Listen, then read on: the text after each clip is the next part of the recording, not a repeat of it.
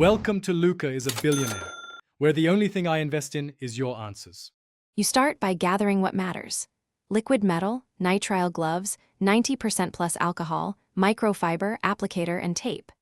Power down and unplug the PC. Remove the heatsink now and clean old thermal compound until the surfaces are visibly free of residue. Once done, inspect the CPU die and heatsink contact area for pits or coatings. This matters because liquid metal conducts and can short. Make sure to tape off any exposed PCB or capacitors. Protect them. You now apply the liquid metal sparingly. A tiny bead or short line in the center of the die is best because liquid metal spreads thinly and conducts heat efficiently.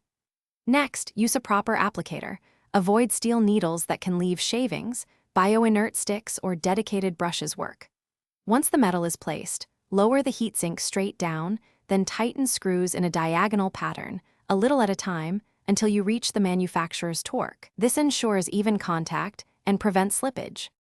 You finish by checking for stray metal on the socket or board. Clean any drops with alcohol before reassembly, and then run the system at idle for 30 minutes to confirm stable temperatures. If you see unexpectedly high temps, make sure to power down, remount the cooler, and if needed, remove and re-clean both surfaces before reapplying. Precision matters. If you detect electrical shorts or corrosion, power off immediately, clean affected areas, and consider replacing damaged components to be safe. Thanks for watching and please subscribe. It's the best investment you'll ever make.